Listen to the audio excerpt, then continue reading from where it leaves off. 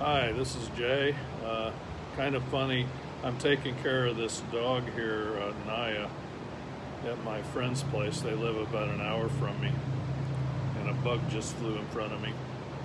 Anyway, just as I was starting the video, Naya stuck her head in here, so you might see a lot of her in this video.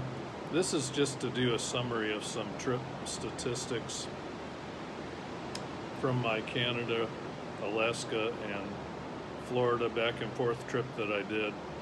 There's been over 300 videos posted. Now I'm just doing summaries. There won't be any new trip videos, just some summaries.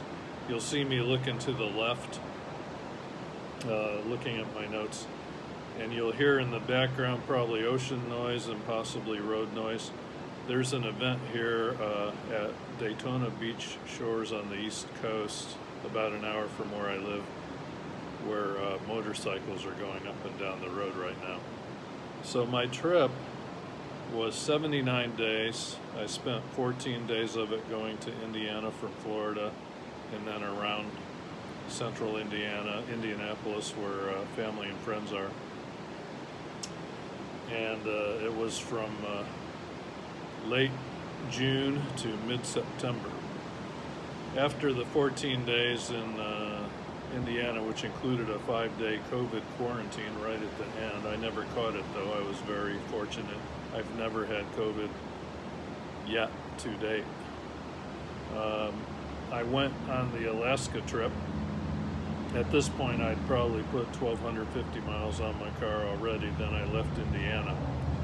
The Alaska trip from Indiana and then all the way back to Florida again was 65 days. And that portion of the trip was probably about 14,700 miles. There were 40 campsite nights out of the 65 days. 6 nights at rest areas that I slept overnight. Of the campsites, I only spent more than one night at a time at 5 different campsites where I stayed 2 or 3 nights, never more than 3 nights at a campsite. There were 12 nights at Airbnbs at 4 different locations, and 7 nights at hotels, never more than 1 night. I moved approximately 47 times out of the 65 days. I spent no nights at any private parking lots such as Walmart's, where people sometimes stay with vans and RVs. I chose never to do that. Cracker Barrels, truck stops, places like that. I never slept at one of those places.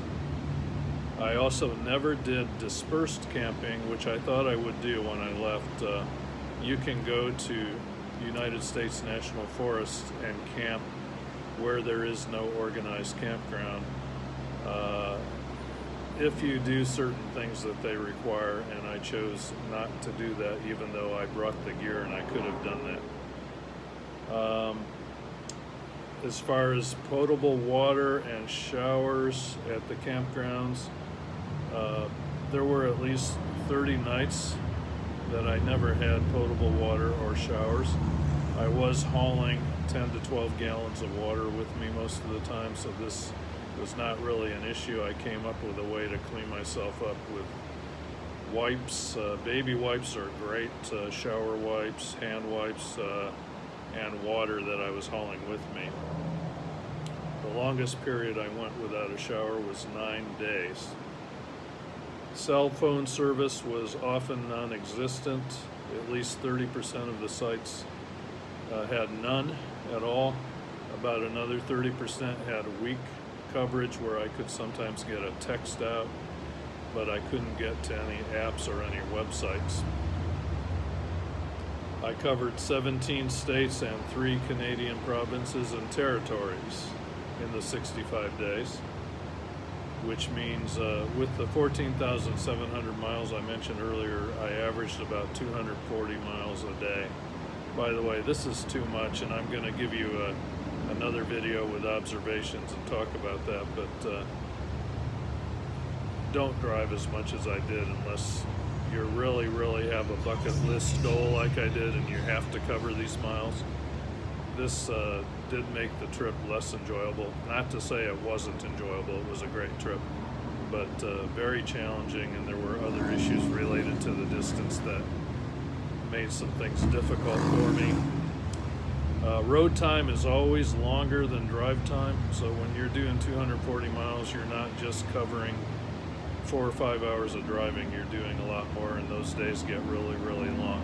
And you have challenges when you don't make campsite reservations ahead of time, which I'll also discuss in other videos.